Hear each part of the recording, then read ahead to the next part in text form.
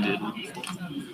Yeah, this is specific program in 2010, and that's that general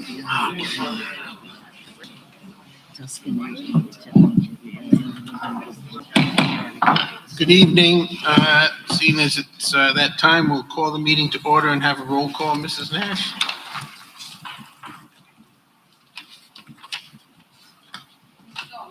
Here? Here. Here. Here. Present. Here. Thank you. We'll now have Ms. Bowlen lead us in the Pledge of Allegiance. If everybody could stand, please.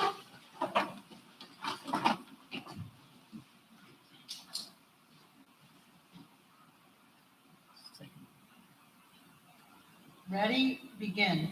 I pledge allegiance to the flag of the United States of America and to the republic for which it stands, one nation, under God, indivisible, with liberty and justice for all. Thank you. If we will now have a moment of silence. If we could keep the following individuals who have passed away in your thoughts and prayers: Willie Electowitz, cousin of Melissa Henry, Pell teacher, and Christine Downs, student services clerk; Walter Frazier, uncle of Rogers High School plant engineer Jeff Watts; and John Lodge, father of Pell teacher Christine Seidman. Moment of silence.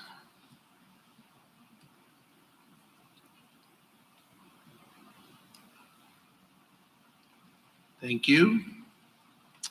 That will get us into our student council update, and Jackson is here this evening to do that, so take it away. Awesome. So thank you. Right now, it's a very exciting time at Rogers as every fall sport did make the playoffs this season. That was really cool to see. Right now, though, only two remain with the boys football semifinal. That will be played 1:30 on Saturday up at Moses Brown. And then the girls soccer is in the championship for their division versus PCD, 6 p.m. at Cranston Stadium. Tickets for that are for sale on gofan.com. Construction/demolition has finally begun on the school. That is really cool to see. I know students were starting to question whether it was coming or not, but now that we can see it, it really just rejuvenized everyone. Everyone's starting to get excited about the new school again. Going to in-school activities that have started to go down. The Key Club had a recent meeting where they made cards for the Confetti Foundation. The all fall sports, they had 80 members come out and do a Broadway street cleanup where they had 300 pounds of trash picked up by all the student athletes for that.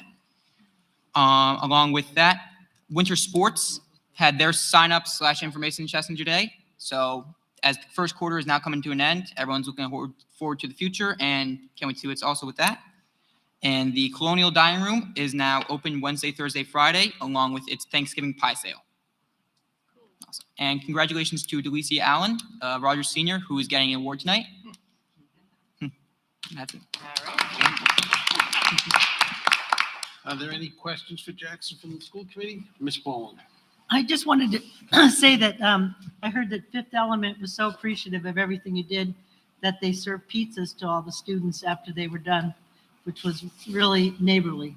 Yes, that was really, we thank them a lot for their appreciation for us. And I also have one question. Do you have to get the football tickets early like you do the soccer? So from my understanding, no, you don't. I do believe if they do win the semifinal game and go to the championship, you will have to do it for that. Okay, but you do have to get the one ahead of time for the soccer, right? Correct, yes, on gofan.com.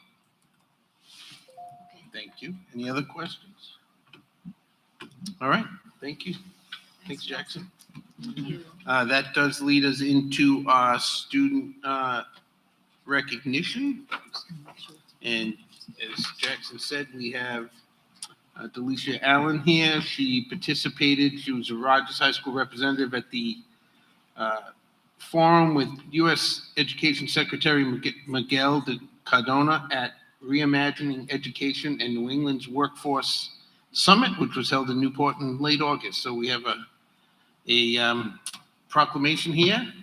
recognizing Delisha for participation in the Reimagining Education in New England's Workforce Summit with U.S. Secretary of Education, exemplary representation of Rogers High School and Newport Public Schools. It is presented on this day, 9th of November, 2022. If Alicia, you want to meet me at the podium and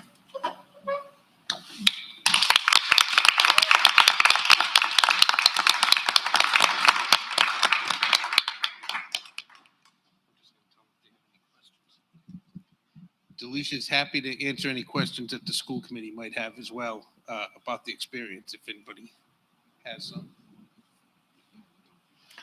Can I ask you to just give us a little summary that you might want to share with us? How's that? Oh yeah, 100%. So, about like the beginning of August, I was contacted by a few Rhode Island Department of Education stakeholders who let me know that I was recommended to them by my guidance counselor, Mrs. Linda Matoza.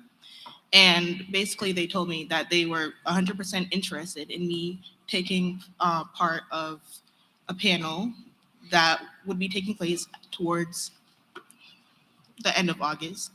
And to say the least, it was a very enlightening experience. I mean, I learned a lot. It was an honor, of course, to sit on the panel with the Secretary of Education, along with a lot of major heads of education in Rhode Island and a lot of other states, a lot of universities. And I did learn a lot, especially about what the state of Rhode Island intended to do or implement regarding our high school students, even kindergarten, everything. It was really, really enriching. And honestly, I'm very thankful for everything that took place, what I was able to learn, and I'm very appreciative. So, any other questions? What were some of the things that you learned? I mean, or the most intriguing ideas? Well, they talked a lot about focusing on different pathways other than, the straight, you go to high school, then you go to college, and then you go to the workforce, and mostly focusing on other things that students might be interested in. A lot about pathways from high school straight into maybe if a student was interested in trade or any other jobs that they might be interested in, programs that we could implement in high school and middle school and elementary school that could further the education and progression of the students. And I'm just curious about your future. Are you in any particular pathways at this time? Yes, I am. Right now, I'm a senior. I'm applying for colleges. I'm looking to major in psychology and hopefully further that into a career in trauma psychology. Great. Thank you. I just want to go back to some of the pathways. I think, are there any ideas that you had about, after listening to that, thinking about what maybe Rogers could do differently in our career tech pathways? Putting you on the spot. Well, so. I did highlight to them, I did point out to them that actually Rogers does a very great job of making sure that all of those opportunities are available to students. For example, we are offered, like, if there's any CNA classes available or EKG technician classes available, and then we have a lot of different NAC programs, and they're all great programs. I myself, I was a cosmetology student. I did decide to take a different path this year because I wanted to prioritize what I needed for college, but it was a great program. I learned a lot, and I will take all of what I learned with me into my future. Wow. That's awesome. That was awesome. Thank you Thank very you. much. Thank you.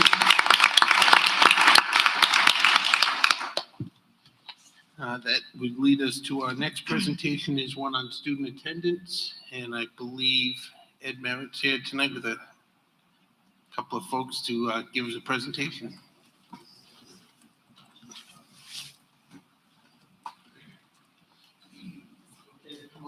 You certainly may.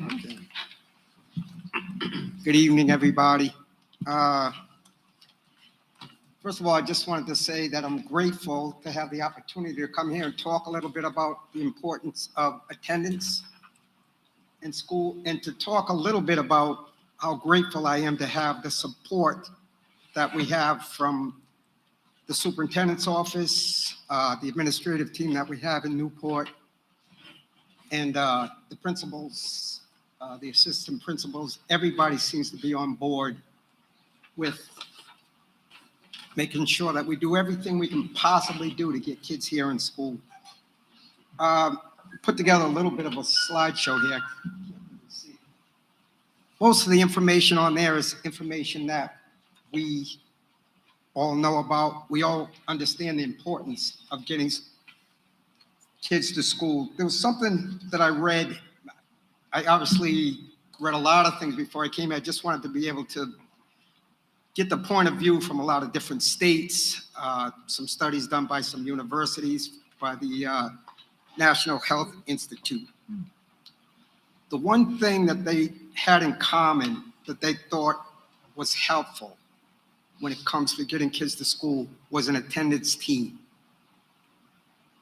And I would venture to say that the team that we have here at each school is as strong as, at least as strong as any that I've talked to people in Rhode Island about at other schools.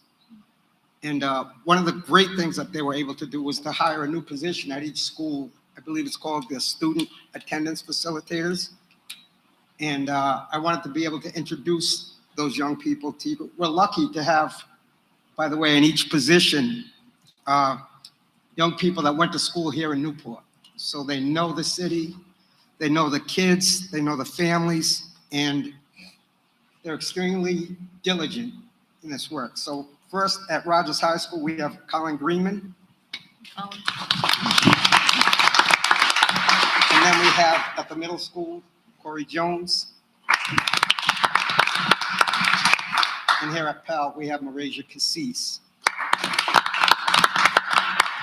I also asked for Mark McKenna to come because there's nobody that does more work than him when it comes to getting young people in the school. I think when I talk to people about the work that we do, the thing that's most surprising to them is that there are so many people out there who just don't understand how important school education is. They don't get it. When I hear that from people, I'm always surprised.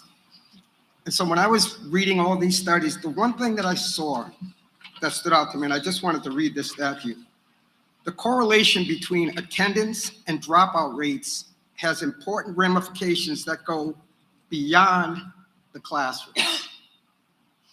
Compared to their peers who graduate, students who fail to complete their high school education are more likely to live in poverty, to suffer poor health. That surprised me when I read that, but there was a correlation, and to become involved in the criminal justice system. I'm in court twice a week, truancy court and family court. And I have yet to see a child, whether they were a kid that we were there to see because they had truancy issues or someone who had a criminal petition against them.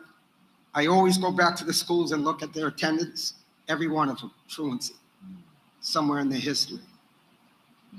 And so again, to have the opportunity to say that we have a community that puts so much effort, so much time, so many resources into getting these kids to school. And I think you can see by the numbers that the schools sent to you that attendance is going up.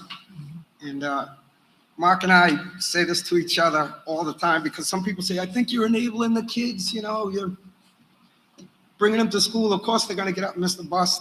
The one thing we know for sure, we can't teach them if they're not here. So whatever we can do to get them here,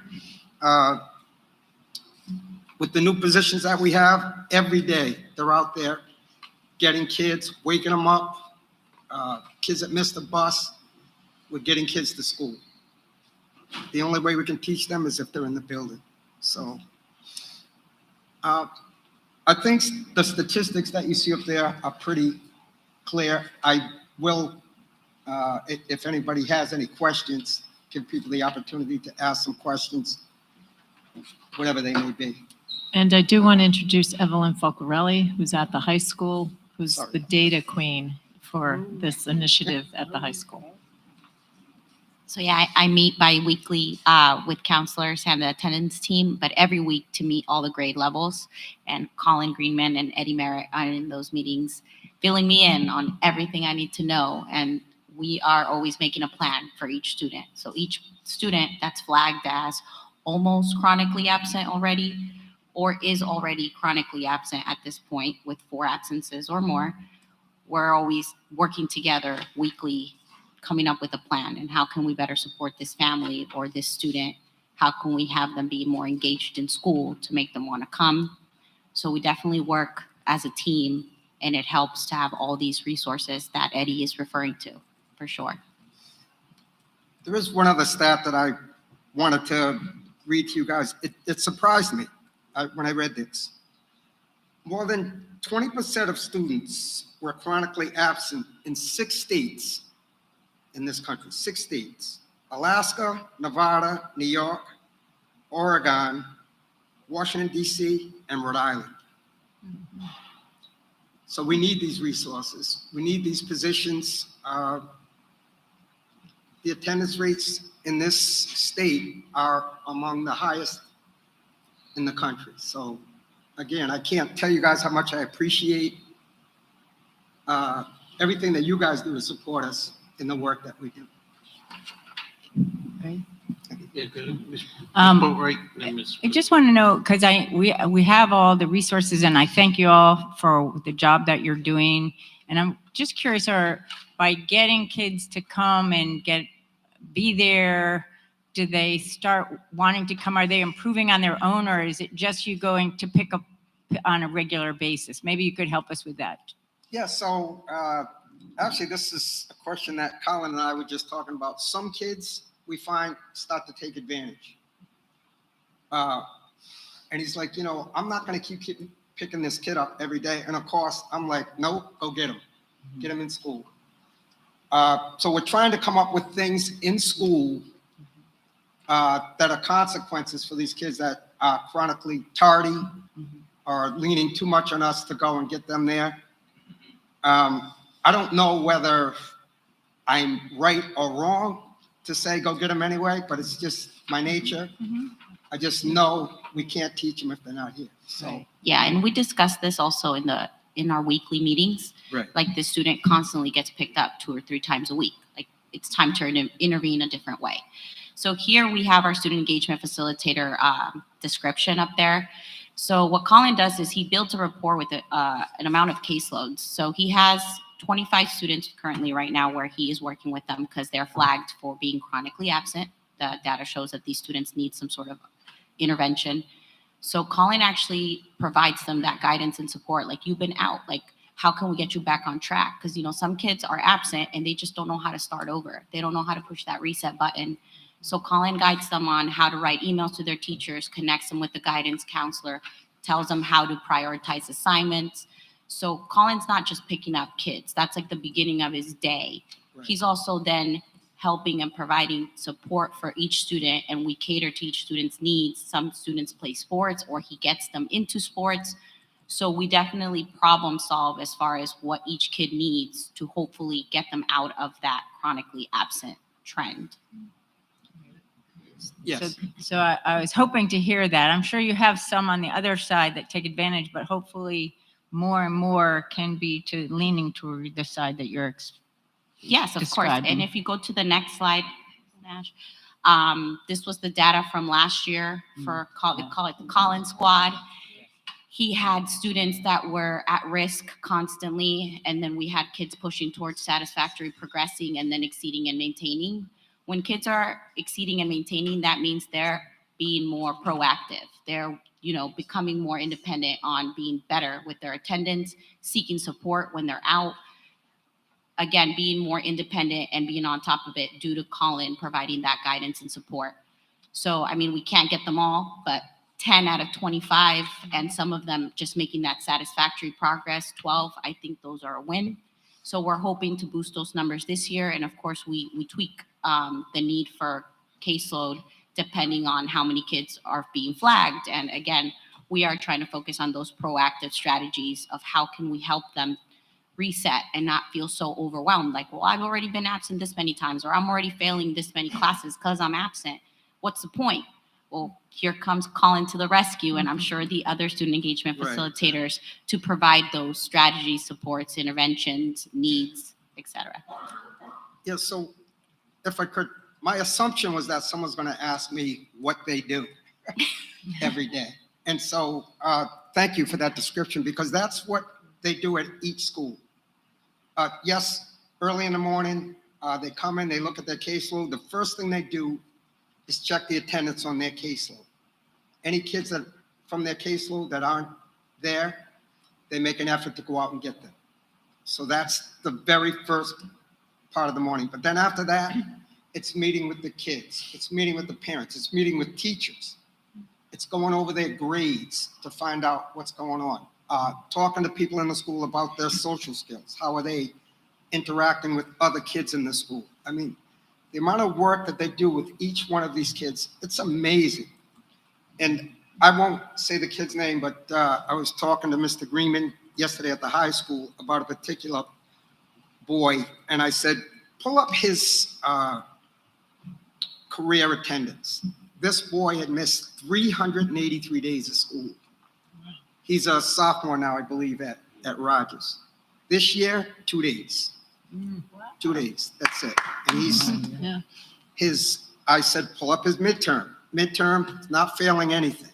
And he had a couple of 2s, which is working towards the mean. And Mr. Greenman's working with his teachers to do that. It's the same at the middle school and the same at the elementary school. The work that they do is so important. And again, so grateful to be able to have people like that at the school. We're very lucky, very lucky. Yes, and just to reiterate and clarify, we do meet with the attendance team weekly, Right. and then I meet with Colin separately, where I go through his caseload and what's going on with this kid, what's going on with this kid. And so I follow up with my student engagement facilitator and give them advice or coordinate a meeting where someone has to be the bad guy, right? And we want Colin to be the support, positive connection the student has to the school. So if there's ever a consequence, like Mr. Merritt mentioned, that's when administration gets involved from a different angle in hopes to kind of turn it around if need be. Right. And those meetings take place also at the elementary school and the middle school. So Next. Go ahead, Stephanie. Oh. Ms. Winslow had a question, then Ms. Paul. Well, yeah, I guess to echo a huge thank you to all of you guys. Really, it's super powerful to hear what you're saying and the things you do, and thank you. I don't know what else to say, but I was wondering if you could tell us some of the main drivers for kids being chronically absent. I think we've heard it a lot, but Right, I so there think is- people assume kids are just, oh, they don't like school, they don't want to come, it's boring, but it's much more complicated than that, right?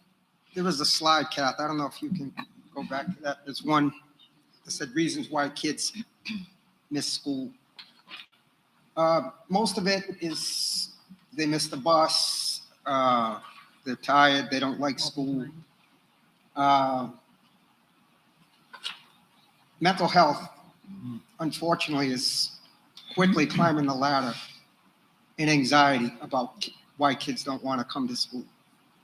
And yeah, so that's, again, a huge reason why having these positions is so important, because They're building that connection. right, we can go in the house, talk to the family, we can actually see what's going on in the houses. And I would be remiss if I didn't mention, by the way, that teachers, guidance counselors, always willing to come along. I love that about this district. I talk to other truants, they're like, I could never get a teacher to go to the house. But here in Newport, for whatever reason, a lot of support around trying to get these kids into school. We also have Miss Anna Gomes, who is our Great. multilingual community liaison. She goes out with Eddie and works with Mr. Greenman for our English language learners. So that's also something that she works with us to make it happen and to also connect with parents for us. And again, just to keep reiterating, we have those positions at the other schools too, and they're equally as willing to go along and do whatever they can to support us, so. Go ahead, Ms. Bowen. Yes, just, I was going to ask you to familiarize yourself. We passed a policy a number of years ago, which we found that many kids, like, once they find out they're failing, they're like, why come? So we have, and so familiarize yourself. I don't have it in front of me, but basically teachers need to make sure that they always give the ability to come up from a zero, because you can't recover. If you get a zero on a project, it's very difficult to recover. So just, you might need that someday to be able to refer to it. Hopefully the teachers aren't doing this anymore. There also is the opportunity to turn in late homework. You might get a less of a grade for it, but that is there. So that was something we did to equal the playing ground for all the students. And then the other thing is access to food. That can also be another big, challenge, right? So just making sure that these students have the adequate, because if you come to school hungry, you can't learn either. Right. And so there's always, in each school, we'd have different, opportunities. At Pell, we have free breakfast, universal breakfast. At Thompson, well, most of our students actually do qualify. I think it's 75% at Thompson even qualify for free breakfast. And then also, I'm just going to tell you something really exciting is coming in December. We're hoping to have a food pantry at the high school. And this is being supported by, I'm trying to think the name of the group, Colleen, can you? We got chosen to do this. It got chosen out of many schools in the area. And in this food pantry is going to be a large refrigerator, freezer. There's going to be fresh food in it.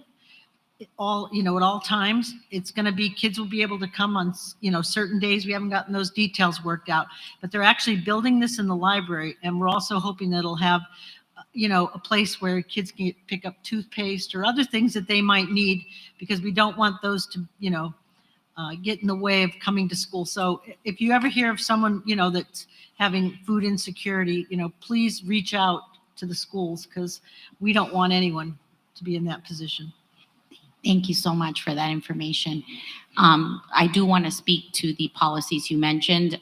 Just to let you know, I feel like our teachers are amazing in Newport, and we've had I can't even think of an issue this year where they haven't been flexible and understanding of certain student situations with social emotional needs, or with the reasons behind why some of these kids are absent, or need to have services with Mr. Greenman and Mr. Eddie Merritt. And typically when a counselor, or they reach out to the teachers, they're great. So we haven't needed to do any of that. So just to let you know that they've been very understanding that after COVID, it's been really hard for kids to get back into the groove of things, and they're definitely getting there, and they have all these supports and they want to be part of that. So they've been great.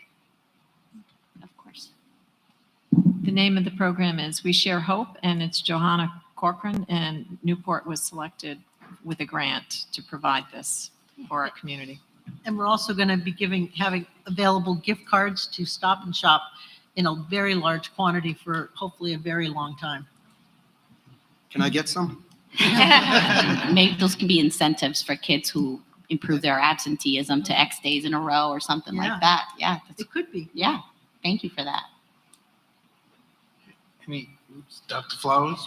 Yes, Mr. Merritt's been at these efforts for many decades, because I remember him Yeah, we worked together. years ago when I was at Underwood.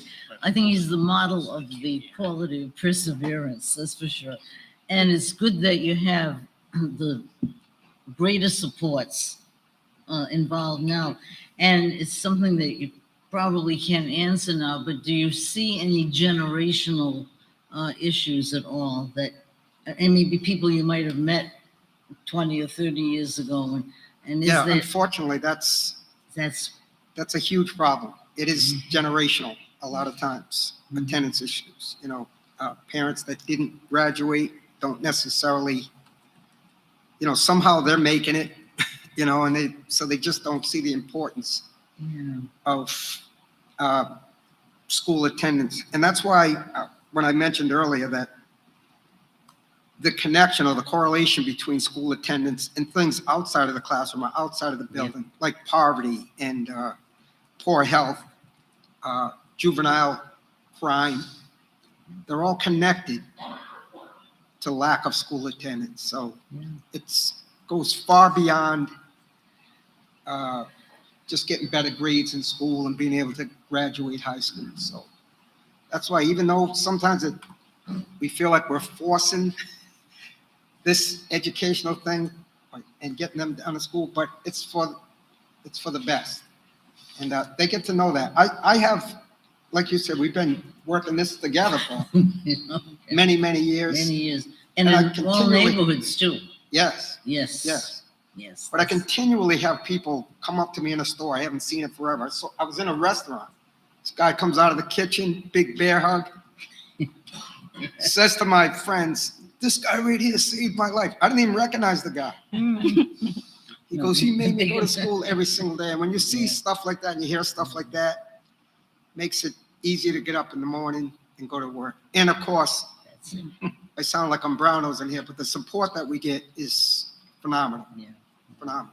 I do want to mention that some of this generation feedback that you're giving, Eddie shares some of this history with me as I'm newer in Newport. And we have had some breakthroughs because of our student engagement facilitators, where the history within a family or families that are connected, there's been history of chronic absenteeism. And because of our student engagement facilitators connecting with them, getting them involved in sports, that has improved. So we've also had some breakthroughs. And of course, the issue of the disciplinary absences too, understanding that sometimes if an issue is really going to impact on everyone else's safety and well-being, but sometimes some kids want to be thrown. Yeah. Yeah. They want to be home. That's an immediate thing, and it's why it's the case of the needed communication with parents or caretakers and the students both present when it's discussing it. Yeah, But really this is great because you're getting some folks who are working with you who are closer to the age, and they say, well, hey, these are ordinary Are you calling me old? people, Did you just call me old? I guess I can do this too, yeah. I Thank think you. that, again, the fact that we can go into the houses, talk to the families, find out what the real core issues are, and just get them to school. And then once they're in school, I will say that the administrators, the ones that handle the discipline at the schools, they're great. If I go in the office and say, listen, Johnny's been out 20, he's court ordered to be in school, first of all. And second of all, he needs to be here. They'll find a way to work it out. They're very good with that. They're not like, no, he did A, so he's going home. And so they work with us. Again, I keep reiterating how much support we get. But if we go in and we talk to them about a particular kid, they're very flexible with that kind of thing. So. Great. Any other questions, comments? Ms. Winslow? Okay, one last closing comment. To elaborate on my thank you to you guys, it's just that I believe it, kids discouraged, doesn't think they can do something. Once you show them that it's incremental, it's a little bit at a time, and once you improve, it clicks. And so, I can't thank you enough for keeping at it and trying and helping these kids, showing them they can do it. Yeah, one thing that Ms. Boland said that struck me, the 0 versus a 50, to me, a failing grade, this is my personal opinion, should be a 50. Like, you can't pass with a 50. But if you have a 0 and you get 100, you get a 50 and you fail. Yeah. And teachers work with that. They're great. They're great. I'm like, don't put this kid in such a deep hole that he can't climb out no matter what he does. I've yet to run up against a teacher that's like, nope, gave him a 0. He's got a 0. It's too bad. Teachers are very flexible. Or they seem to be anyway. I haven't run up against Ms. Ball? Just one last thought, just to all of you that work with the kids. Just remember, all it takes is one caring adult to make a difference in some child's life. And just like you had no idea that the impact you had on that, person, then you changed his life. So just remember that on your hard days. Thank you very much. Thank you. Thank you all. Thank you.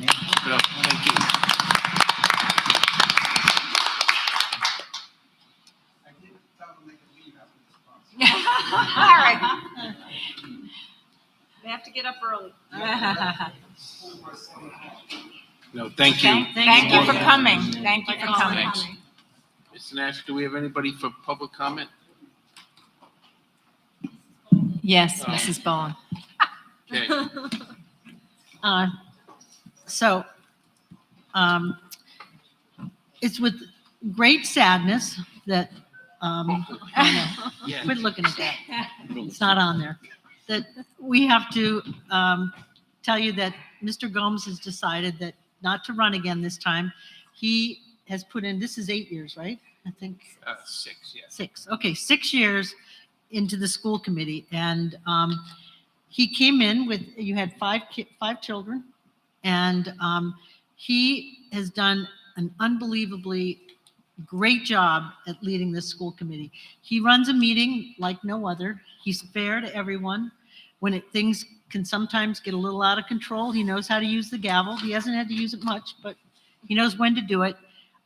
He's been a great mentor, to all of us, an example of a leader in our community. And I know that just because you're done here, you're not really done, because you're still on our building committee, and you offer maybe you offer so much, expertise that I don't know what we'd do without you. And I just want to say it's been a pleasure sitting up here next to you, and I think a few other people have something they want to say. I'll go next. Or should we go by longevity? How about Sandra next? Age, you mean? Years on the committee, I'm talking Yes, only. well, I think that the one thing I have to say about Mr. Gomes, about Ray, let's go with Ray. He seems very placid, he really seems like he's sort of laid back, but he knows what he's doing. He gets all his ducks are in a row here, and he keeps things moving along beautifully at the meetings. I can't think of any time where we ever lost control of a situation. He's really good at that, and thinks before he says something, and that's always very important too. I was very disappointed when we found out that he was not running for office again, but then of course we never know down the road what might happen, right? But thanks for all you've done for all of us, Ray. Thank you. And best wishes. Yep, so I'm next. 4 years on, so behind you. But I do want to thank you very much, Ray, for leading this. Everybody said it pretty well, that you are a very fair. I think everybody feels so comfortable coming to you, and you act like it's never a problem in time and everything. But you do a very, very good job in managing situations. I have to say, you listen, you do your homework, and then you still hold back and wait, and then you come out with some very wise comments. So I want to thank you for that, and I hope you can brush off on all of us. Yeah. Thank you. Thank you. Guess that means me next, right? Okay. When I first got on the school committee, I talked to a couple of former school committee members. It was a really weird time. I had no idea what was going on, COVID. And a former member described Ray to me. She said, "Watch and listen. Ray is a perfect example of quiet leadership." I said, I didn't really understand what that meant, but now I get it. He doesn't always say much in public, but behind the scenes, the strategic, he's measured, he's funny, he's personable, he's always willing to listen and help and advise and guide. He wants to see us all grow and do our best as school committee members. And I have no idea how he does it all. I think he starts as early as Colleen each morning, but he does it, and I'm grateful for it. I feel like, Ray's got our back. I don't have to worry about anything. So Ray, you will be missed. Thank you for your service. Thank you. Yeah, thanks, Ray. When I first got on, I was, didn't really know what I was doing. I was trying to find my footing, and whenever I called and asked you for any help or any advice, you were always there for me, and I appreciate it. And I've been in a lot of commissions, I've been in a lot of councils, and I've been in a lot of committees. And I have to say, you probably run the best meeting of anybody that I've been with, and I will definitely miss that. And wish you the best. Thank you. Thank you. Thank you all. It's very nice. And it's like they say, you're only as good as those that are around you. So all of your hard work has made me look better. So I appreciate it. Thank you very much. And And I'll so, miss you all. yeah, so just so you know, being on the school committee is a whole family. Yeah, because your kids miss you, your wife misses you, you got to come back from vacation early, it affects everyone. So Bridget today, I think she may have received some flowers from all of us because we appreciate her patience. And I'm sure also, you come home wound up at the end of a meeting and you got to unload on someone too, which is, can be not a good thing. But so we, this school committee and our administration, Mrs. Nash and us, we got you and your wife, a gift card to what's the group called? Newport Restaurant Group. Newport So you get to Restaurant. pick where you want to All go. right. And, Awesome. okay. You can even go out of town, off the island. You Yeah. never know. Food love. I don't know. That's an overnight trip, isn't it? No, thank you very much. Bridget did appreciate the flowers. They were very nice. Thank you. But she was a little remiss this night because she goes, I'm leaving. She goes, this is my last night alone? You're going to be here all the time again? So I'm like, I don't know if she's so happy about it. We'll see. I hope she's enjoying her last night. So. But thank you all very much. And the kind words are very appreciated. Thank you. So that take care of public comment, Mrs. Nash? See, tonight's the night I should have skipped it, but I didn't get to that. So that leads us into our action items. Our first action item, 5.1, it's a request for approval to award RFP number NPS 23-012. Director Young requests approval to award RFP NPS 2312, ad design printer to AET Labs in the amount of $28,110 as presented. Funded is provided through the Rhode Island Department of Education grant to purchase a printer for the ad design program. Is there a motion to approve as presented? Dr. Flowers, second by Ms. Boland and Director Young. Yeah, so it's not just a printer, but it's also a laser engraver. So he'll be able to engrave glass, metal, all kinds of wood. So like the mugs that you see out there, he'll be able to engrave. So the students will design something and they'll be able to engrave that like in your Yeti mug or in a piece of glass or something else like that. So this is hopefully the last of Mr. Connell because he's running out of room in that building over there. So, but this is just another tool where students will be able to use this piece of equipment. And if they go into the industry, they'll have the knowledge already and they won't have to be trained on any kind of equipment that they have, in the shops down the way. Great. Any questions? Ms. Boatwright? Yeah, I gotta know, does it do trophy engraving as well? It'll Besides engrave mugs? like the lettering and stuff. Like Yeah. it can do that. Oh, yeah. Awesome. Yep. Thank you. It's hard to find those around here now. Our kids are going to be busy working for the schools. Yeah. But it sounds great. I'm so glad to hear that. Any other questions, comments? Not seeing or hearing any. All those in favor of the motion as made signify by saying aye. Aye. Any opposed? Motion carries 6-0. Thank you. Thank you. Next action item 5.2 is request for approval of NPS 2022-2023 staff handbook. Director Jocks has prepared the handbook update, and it has been reviewed by our legal counsel and shared with TAN and Council 94 and district administrators for input. Is there a motion to approve the update to the handbook as presented. Ms. Winslow, second by Ms. Boatright. And that's it. Director Jacques got hit by a deer. Not personally, her car. Oh, So Oh, she's no. had trouble getting here. So okay. Director Gonsalves is sitting in for her this evening. Are there any questions on the update I to was the handbook? wondering. Ms. Winslow, go ahead. Oh, I have several questions. I don't know if I don't. Mr. Dring raised his hand too. My question's probably quick. I just want, what is the difference between this one and last year? Was there any major changes? Great question. I do have some cliff notes from Director Josh that I got this afternoon. So the last time our handbook was published was in 2019, 2020 school year. So it's been a couple of years. And just to highlight, there are four changes which are in the final pages of the document. They include the employee data form, which ensures that NPS has up-to-date employee contact information on file. We have the acceptable use policy, which is new, and that is comprised of computer, internet, and Google policies. This governs the access and use of all means and methods of communicating in the district. We have a confidentiality agreement as well as a mandated reporter form, which was provided by our Director of Student Services. I hope that answers your question. It did. Thank you.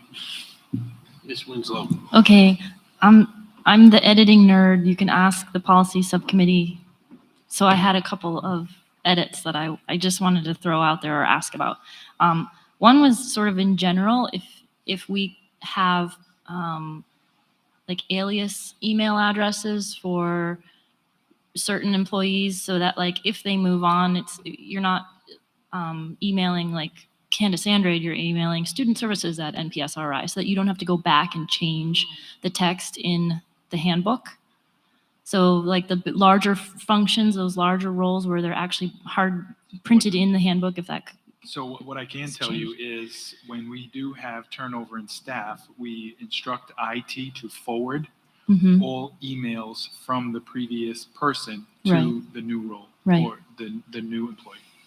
Okay, but if somebody, so I guess, well, another thought I had is maybe include an org chart in here, so the new person knows, I mean, if Candace is gone and you get a copy of this handbook and there's another student services director, they're not even gonna know, I don't know. Anyway, it's easier for them to then see how that chain of command works and where they go from there.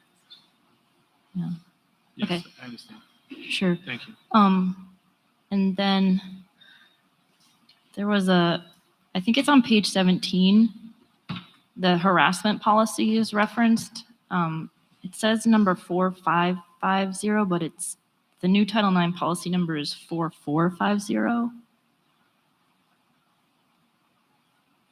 So it's just a typo, I guess. Okay. And then the other comment I thought would be, is it possible to link to the policy handbook for these policies in addition to or instead of copying the text into the handbook? Maybe when someone's new, you give them a printout of the policies, but in the handbook itself, it remains a link, because like I know we're going over some of these policies right now, and we're just going to end up making you reprint stuff or change it.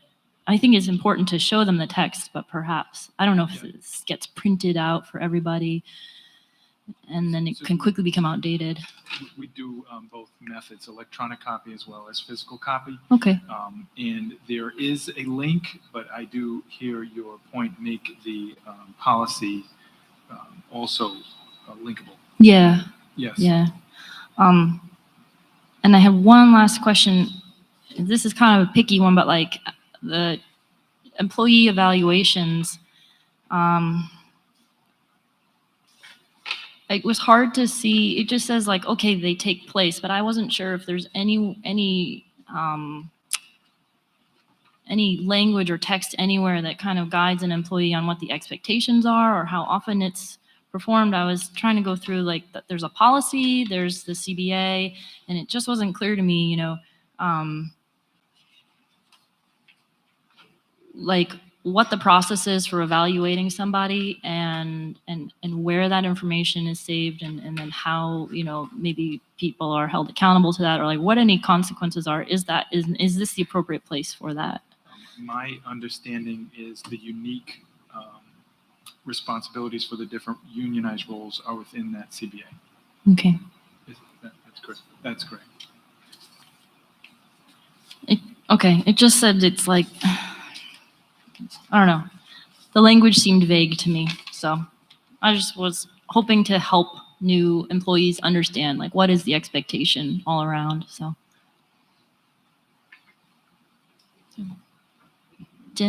Jen's raising her hand in the back. Sure. Sure.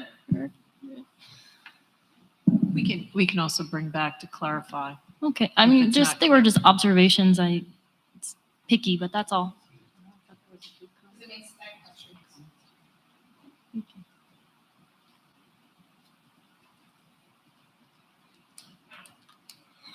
Do I need to say my name and all those good things? I'm Jen Yeah. Hull. I'm president of the Teachers Association. When at the start of each school year, the administrator who is assigned to the employee as their evaluator sends out a calendar of the year of when each different evaluation will take place, whether it's a formal evaluation or whatever the calendar is that they need to follow for that year. They set up beginning of the year conferences with that teacher, and that's when they go over all of the things that they will need for their evaluation.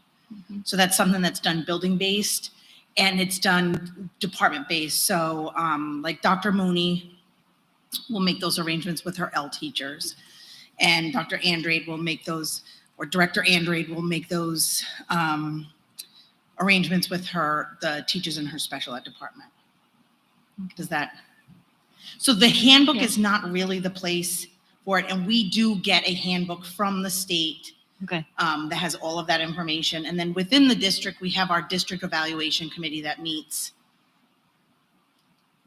quite frequently, I think, to go over. And then anything that comes out of those meetings get sent out to staff members.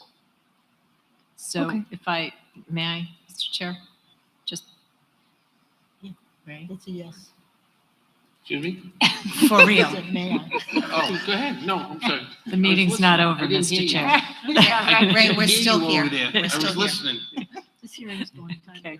ago. Ms. Winslow, I believe what I'm hearing from you, though, is you'd like some clarity in the handbook so that when someone reads it, they know exactly what's going to be happening. Yeah, I guess. If So they're gonna maybe be that's contacted. Yes. maybe that's the place for it's a one-page calendar of when the beginning of the year meeting is and different things like that. What the process is. I think it's the process. Yeah, You'll the be notified, process. et Who, cetera. is, I don't know if we need is a it- calendar. like it's interesting.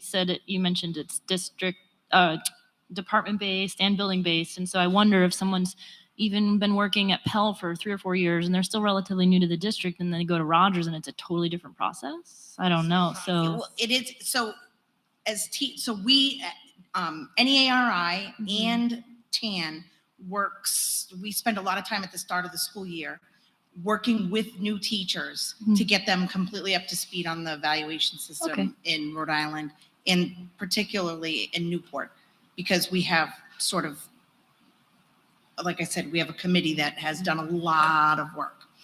And so any new teacher, if you move to a different position, if you move to a job that you're teaching under a new certificate, all of those change how you are evaluated. New teachers are evaluated for 3 years.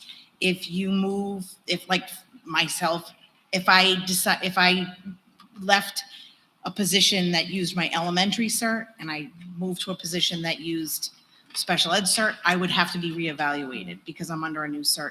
But all of those things I know that new teachers know them because we make sure that they know all of those things. Okay. I guess, I'm just coming at it from like, I'm an employee in a new organization, and that's something that in the private sector I see a lot of, and so it was just an observation, but I Yeah, no, understand it can be different here for sure.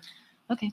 The information that new teachers get would be like a 40-page, it's like a booklet Yeah. that teachers get. Yeah. Okay. So. Thank you. That's all. Thank you. Thank you Any other very much. questions, comments? Just that was helpful for me. Thank you. Not, okay, not seeing any other questions or comments. All those in favor of the updates to the handbook as presented signify by saying aye. Aye. Any opposed? 6-0, thank you. 5.3 is a request for approval of a memorandum of understanding between the superintendent and Newport Public Schools and TAN Teachers Association of Newport regarding an arrangement with Effective School Solutions contract. Is there a motion to approve the memorandum of agreement as presented? Ms. Boatright, seconded by Ms. Boland. Dr. Jermaine, if you. The memorandum is just of understanding that while using the services of this contractor, that it will not be replacing teaching positions. Any questions or comments on the memorandum of agreement? Ms. Boatright? I think this is our first time meeting our new head of teaching and learning. I just wanted to say hello. Could you please? You skipped over one, but we would have done that in the next one. Oh, I'm sorry. Well, she's there. I was trying to You're figure so out who excited. she was. She's So coming now- up for the next Who's one. the lady in the red shirt? We'll get there. Next action item. If there's no other questions on the memorandum of She was understanding, early. all those in favor signify by saying aye. Aye. Aye. All those opposed? 6-0. Now, the next action item is acceptance of the Bar Foundation Rogers High School Ongoing Transformation Grant, and I believe Dr. Jermaine would like to introduce the new Director of Teaching and Learning. Yes, I would. Thank you, Mr. Chair. I'd like to introduce our new Director of Teaching and Learning, Ms. Patty All, and we're very excited to have Patty on board and part of the Newport team. So Patty, I'm going to hand it over to you. Thank you very much. I'm very excited to be here and to get started with all this work in Newport. I'm thrilled to be here, so thank you for having me. Thank you. Welcome and good luck. Thank you.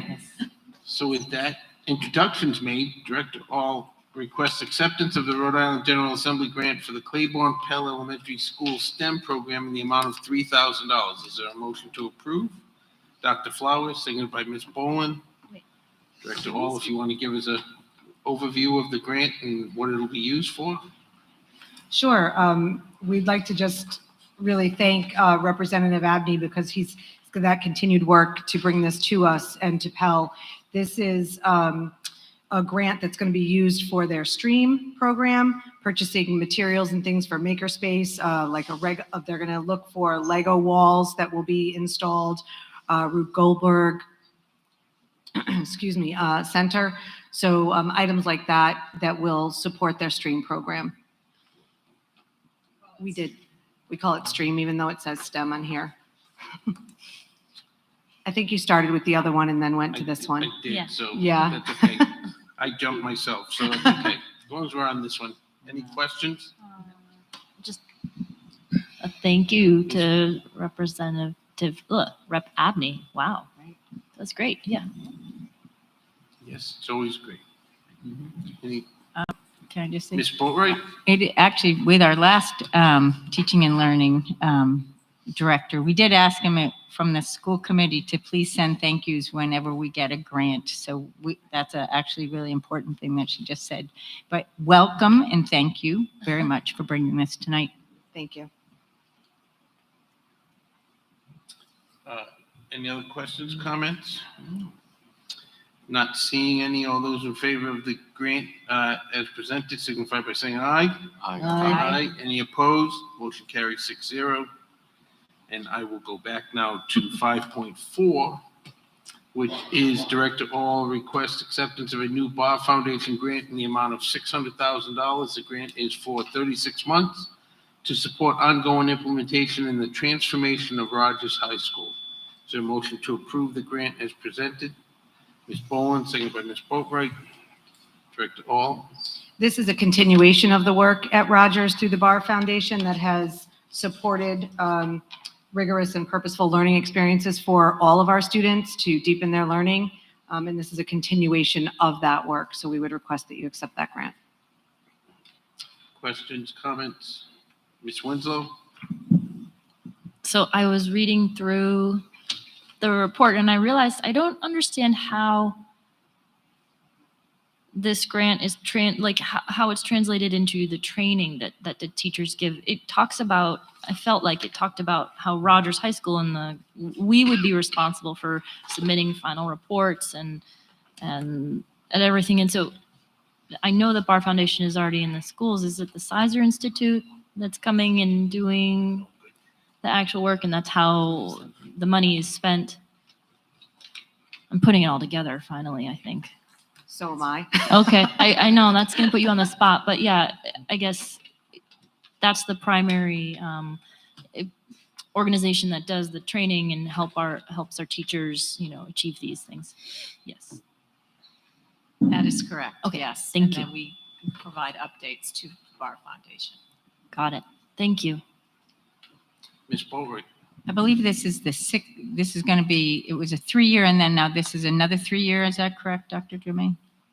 Yes, we've had multiple. We've had about $2 million from the Bar Foundation for Rogers High School Right. since for about, I think it's been six or 7 years. Right. Yeah. And I recall actually one of the time while I've been on the committee, it was upped and they wanted to stay in and help Rogers in particular on this because there's been a lot of movement and progress. I thought maybe you could just help just to say a little bit about the importance of this grant because I think it is very important.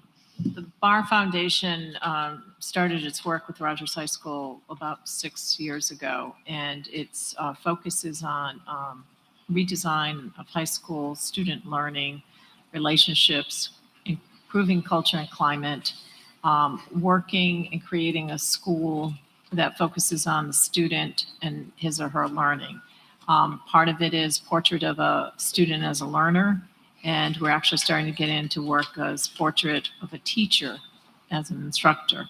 And if you recall, or those of you that may not have been here, we've done extensive work visiting about 13 to 14 high schools throughout New England, from New York to New Hampshire, Vermont, Connecticut, all over, to look at similar demographics and look at schools that have really started to improve their attendance, improve their high school graduation rate, and promote children to go first generation college or university beyond. Rogers has been very successful. They've been a great example for the Bar Foundation as far as the improvements. And we're starting to see some of those improvements as Mr. Vance, Principal Vance has shared with you, involving attendance and as far as, I'll just say, different subgroups, categories within our high school that are showing improvements. So we'll continue the work and they'll continue visiting the school, providing feedback to the school to help work with teachers and help them improve their skill sets and professional development. It's a wonderful opportunity, and I really do thank the teachers because we had some teachers that were at Rogers that had worked with the Parker School and the Sizer Institute before, and they were part of the recommendations when we were looking into who would be a good match to come into the schools. So they've done a lot. There's a lot to read, Patty. A lot to learn. But thank you for that overview. Thank you. Any other questions, comments? Not seeing or hearing any. All those in favor of the acceptance of the bar grant as presented, signify by saying aye. Aye. Any opposed? Motion carried 6-0. Thank you. 5.6 will be pulled as, that's going to be updated, so that'll be pulled. 5.7 and 5.8 are requests for employee leave without pays. Is there a motion to approve 5.7 and 5.8 as presented? Dr. Flowers, second by Ms. Bowen. Any questions or comments? Not seeing or hearing any. All those in favor of the motion signify by saying aye. Aye. Any opposed? Motion carries 6-0. 5.9 is being removed, awaiting more information from the resident on the tree removal. So that will move us into our discussion items, which is 6.1, school building committee update. Ms. Bowen, Ms. Boatright, don't know if All right. Well, right now, if you've driven by Rogers High School, you're going to see that the wrecking ball is doing its job. And as our student pointed out, it's actually kind of fun to watch it. You know, I think every age enjoys seeing a good demolition. So that, that being said, Pell is almost closed out. We're just waiting on a few things from our the punch list, and some of those being some problems with the blacktop in the bus loop. So, but they are going to be addressed. We're just trying to figure out times to do it when you don't interrupt kids, and you can have a few days off the blacktop. So they'll be coming up very soon. And then at Rogers, we just went through the CD estimates, and they came in. They're going to be challenging. We're going to be releasing all that information on Monday at our school building committee meeting, and coming up with some, solutions and ideas for meeting those challenges. So Monday will be a good meeting here. It's at 5:30. Encourage everybody to come. And what would you like to add, Mrs. The only other cool thing here is as I drove up today, I saw the new gates at the bus loop, which are very amazing. And as Ray said, they're balanced. That's why it's so long. But that's pretty good too. But I think otherwise you covered it. Yeah. Mr. Dring? I know that you talked about the challenges. Can you elaborate a little bit on that so we can understand what's going on? Their financial challenges, the estimates for the CD estimates came in, quite a bit higher than anybody would have liked to see. And so, we're going to be talking about some value engineering, if that's a possibility, and at this meeting. And, basically, it's been a 40% increase overall since we started this project. From the design, and when we got the 80 million, it's been huge. So, and that's what's happening out there in the marketplace right now. And we got to figure out a way to address this, and it's a challenge. So how short are we at this point? I think we're going to do all that on Monday night, so you should come. But because we're really still working that. That's why at the last school building committee meeting, we held some contracts and so on to try to make sure that we were getting all the data. So we're still trying to have those guys pull all that information together for us. So it's really to try to present it all at once instead of just put out a little dribble. It's really better to put it out with the various options potentially there. Okay. And tomorrow we're sending out everything to the committee, correct? And what else would you like to add? The school building committee will receive the backup this Tomorrow. evening. Oh, tonight. All right, but tomorrow we have a meeting, Mr. Dring, that was called today, because we're still trying to get reliable estimates for the construction costs. And that has still not materialized, and Gilbane and SLAM and everyone is working. And our Tomorrow. OPM is very uncomfortable right Right. now with Some of the the numbers. numbers that he's gotten. So, but we're all going to be working on this diligently, us starting tomorrow, once again at 10. We were at it most of the day. And then, as I said, and we owe it to the school building committee and to you on this school committee to get this meeting. So you'll be receiving it tonight too. And so, When you say a meeting tomorrow, a meeting with whom tomorrow? with our, Right. We have lots of meetings with the OPM as the leadership team to try to pull information together and make sure it's quality information before we present it to the school building committee and to the school committee.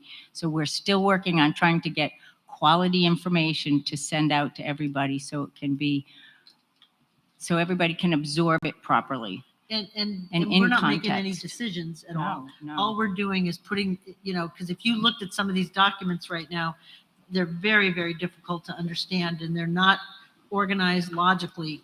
And so we want to put that together. We're not going to, they're going to get all the raw materials that we got, just maybe a little bit better organized for understanding. And you're still confident we can pull this together? Pull this together to have it come off.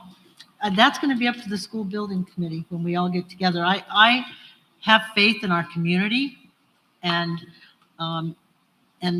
outside donors, and we're going to be looking at everything we can to make sure, because we made a promise and nobody knew that COVID was going to hit and that we were, prices would go up 40%. And so, but we're going to do everything we can with the help of everybody on the school committee and our building committee.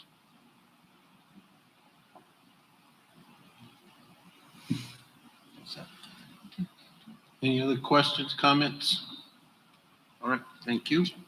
Not seeing any, we'll move on to the next discussion item, 6.2, capital improvement plan. Director Gonzalez and Director Young are here, and they have some information on our capital improvement plan. So I'm not sure who's gonna lead off. I'll take the lead. Mr. Gonzalez. Good evening, school committee members. So this is the first year that the school department is mimicking a format that the city uses in developing a 5-year plan for capital improvement. Annually, we will have a document, this document updated. It's to be submitted. We did share with the city by November 1st, and annually that's when they normally ask departments in the city to submit plans that each department has. So we followed the same format that the city uses, which is on beginning on page 2. The first page, we have so many buildings to keep in line. We decided a summary sheet would be helpful in order to outline what we anticipate changing throughout, I shouldn't say changing, but, capital improvement plan throughout the 5-year period. Are there any questions? Ms. Boatright. In mimicking that city, how they do it too, I mean, this is all building related stuff that we have in there. Sometimes they put in trucks and buses and some of their larger systems that are really at more capital level. So I just wanted to, I don't think we have any to put on it at this point in time. I don't know. I know we're looking to get an electric van, or a couple of those. I don't think there's any cost, but I just wanted to mention that looking at their CIP, it goes beyond just their buildings. And so I just thought you should, since we're going to mimic them, I think that's a great idea. Thank you. That's actually a good point, especially for the winter months. We'll have to upgrade our plowing trucks and sanding and things like that. So yeah, we'll note that. Ms. Winslow. Wanted to understand a little more about some of the actual line items, in particular, the $40,000 a year for furniture at TMS.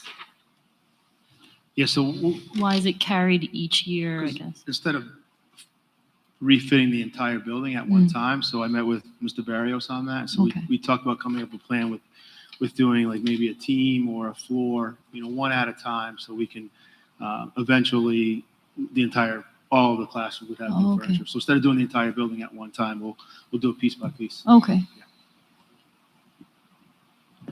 That's it. Ms. Bowen. I had one question. The freezer at Pell, we're back there. It's on every year for 18,000, all 5 years. The 18,000 is the copy machine contract. Oh, it's not We only have one entry for the freezer. I must have, for my this year. line must have gotten off there. So is that getting fixed? We're getting a new Again, yes, it's getting fixed. So I put that on there. So we're going to look at replacing that. It seems like something is always going wrong with that thing. He'll come here on Friday to fix it, and on Tuesday we'll have to call him back for something that he didn't see on that Friday. Yeah. I know you have to plan that in order to transfer it out. So Any other questions, comments? This doesn't, does this, or does this, is it in addition to the facilities maintenance report, or does it replace the facilities maintenance report? No, that this you put- doesn't replace, this is just a Okay. forecast, so we Okay. can let the city know like what we're gonna be asking for in these years. Got The it. facilities report will come each quarter still. Okay, thanks. Any other questions, comments? Not seeing any, thank you. Nicely done, thanks. That would lead us into section 7, the consent agenda. Is there a motion to approve the consent agenda as presented? Dr. Flowers, seconded by Mr. Dring. Any questions on the consent agenda? Comments? Not seeing or hearing any. All those signify by saying aye. Aye. Any opposed? 6-0. That brings us into correspondence. In our correspondence, we have our normal school building committee updates and a policy subcommittee notes from a meeting on October 19th. Is there a motion to accept the correspondence as presented? Dr. Flowers, seconded by Ms. Winslow. Any questions or comments on the correspondence? Not seeing or hearing any. All those in favor signify by saying aye. Aye. 6-0, motion passes. And that leads us into section 9, which is reports from the superintendent and staff. Is there a motion to accept the reports as presented? Ms. Winslow, Ms. Boland, and first one, and that is the expenditure and revenue report, to Mr. Gonzalez is still at his seat over there. Good evening, school committee members. Since this memo was written, we have been updated on the EPA electric bus. And unfortunately, we are on a waiting list. Oh. We were not fully granted, but there's still hope. We're not 100% sure that it will come, but we're on the waiting list. There were only 2 cities in this state that were awarded. I don't remember them. Cranston and Westerly. Bluffton. Westerly was one in a charter school, and they both were pretty small awards, relatively the same amount that we had written for. But we are on the waiting list, so there's still a possibility. It's just not as likely as hopeful as I was maybe a month ago. Besides that, are there any questions with regard to the information I've shared? Ms. Winslow. I have a question about ESSER funding. I was wondering if it can be used to recruit teachers or pay for professional development and training, just like enhanced. I don't even remember why I saw that or thought of it. Well, it might have been an old thought, but your report jogged that question in my memory. I believe that would be an allowable activity. Where we stand right now is we're not really taking on new forecasts for the dollars because we have allocated them, promised them out with current contracts in place.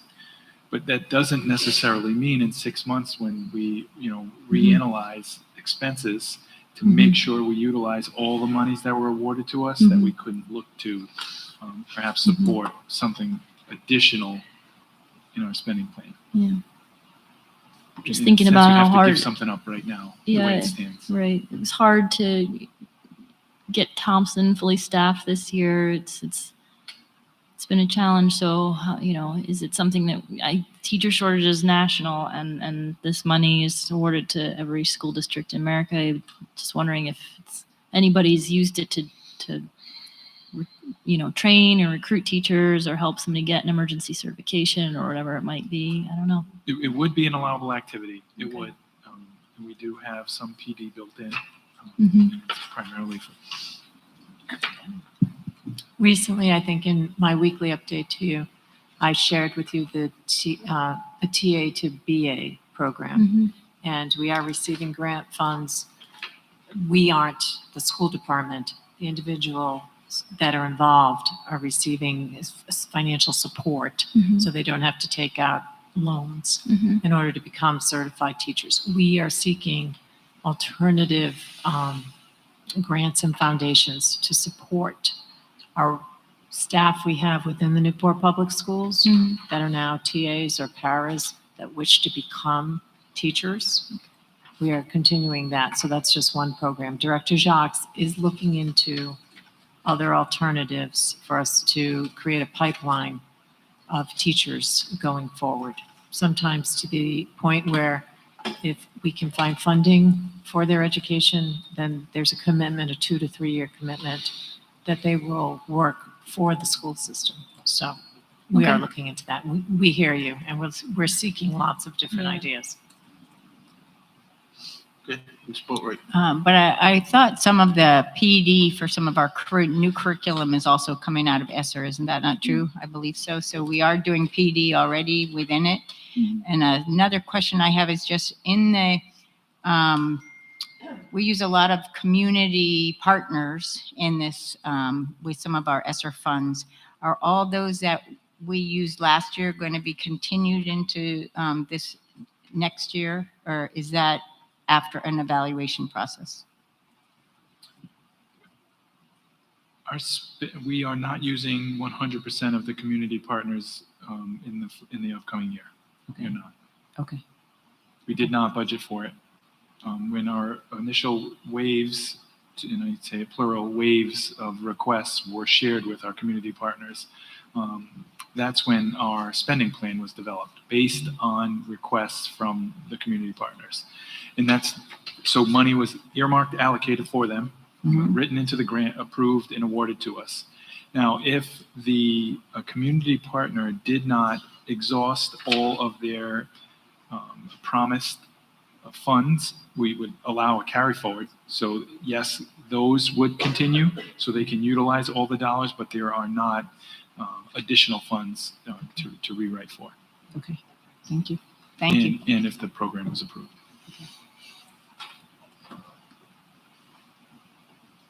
Any other questions, comments? All right, thank you. That'll move us into 9.3 is career and college readiness report. Any questions on that for the superintendent? Ms. Boatright? There's no presentation, but I just want to comment on what an excellent report it is because since there's no, the highest, what did I write? There's a bunch of very outstanding things that I was going to highlight, So these are available tomorrow. You can just comment that people can go I'll go read it see. for themselves. Oh. I know, true. But Carrie does a really good job. Carrie did a on great these job, things. so She I will does. just commend her on some of the highest awards that she's gotten at this point in time, so thank you. She is doing a great job. Yeah. We've got students in paid co-ops with employers. We have RC Marine Electric, Safe Harbor over at Safe Harbor Shipyard. We've got people over at automotive students are over at BMW.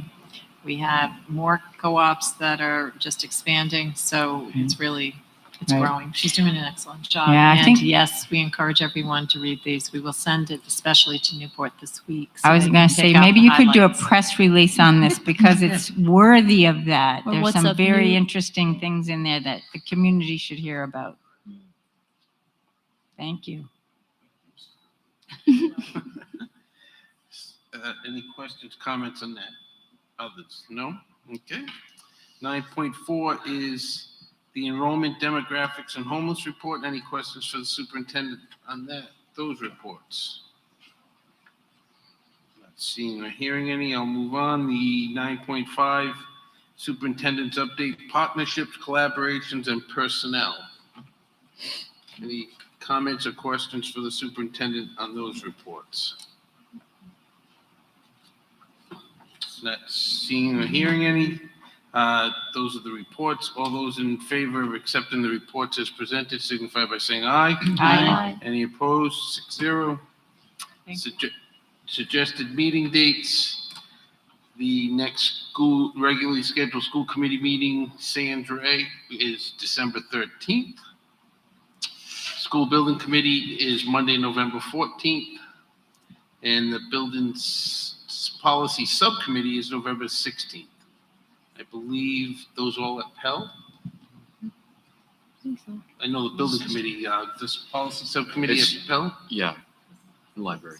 in the library at Pell. So that's the meetings. Ms. I Bowen? wanted to make a request. Oh, sorry, go ahead. you I first. do need to share that it's not listed, but just a reminder, December 1st is the swearing in.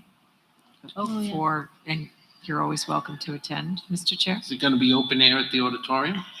Yay. Oh. The last function. I know, where is it gonna be? It's going to be at Salve. That's all. So we're getting final details Okay. on this. Okay, so December 1st is the swearing in of school committee, new school committee, and city council members. December 1st is always, yes, and it's a location to be determined at Salve, And invitations will be sent out. and invitations will be sent out. I don't know why I repeat, usually they can hear it just as well as, but, Ms. Bowen, did you have? Yeah, I had a formal request for a report. I know this may take a few months to put together, but I want to see how our students are doing that have been in Newport Public Schools and you can figure out the parameters. This will be one for our new teaching and learning. She's back there wide awake, but to be able to see kids that we've had, first of all, we have a mobility issue here in Newport. 18% in and out every year. But how many, and we did this once kind of informally, and it was very surprising, 186 kids in kindergarten, and only 44 were left in high school. So, but what we'd like to do is, how are we doing with the ones that have been here for that many years? And maybe start with first grade, I'm not sure. Leave that to the experts, and then we can look, because then we really know too how we own all kids, but how are we doing with the ones that have been here for years? Through the whole system. So the whole system. So that, I know it's going to take a little bit of time to get that together, but hoping, to put it in and seeing on the agenda in the next few months. We'll talk, I'll Okay. talk with the team about it. Sure. Thank you. Thank you. So those are the updates, suggested meeting dates, and agenda items. There is nothing for executive session, so the next order of business would be a motion to adjourn. Ms. Winslow. it, don't end it. Why? His last meeting, I he doesn't know. want it to go. All right, Going I have quick. my hand Ms. up last Winslow, night. I second have by my Mr. hand up, no Boatright. second. Get that knocker ready. Yeah. All those in favor signify by saying aye. Aye. Any Here it opposed? is. Nay. Motion All adjourned. right. Thank you, Ray. Freedom. Thank you, Ray. Freedom. Wait till the inauguration. If we have to have another meeting, he has to do it. That's something we didn't So talk funny, about, huh? right? What's that? There was another meeting. You guys are the caucus too. When's that on December? Whatever you guys decide. No, you guys need to We haven't even caucus talked about it yet. About You have to what? do a caucus meeting of the new school committee to Oh. pick the Isn't chair. that- vice Geez, chair. just not even 24 hours old for goodness No, no, I'm just saying.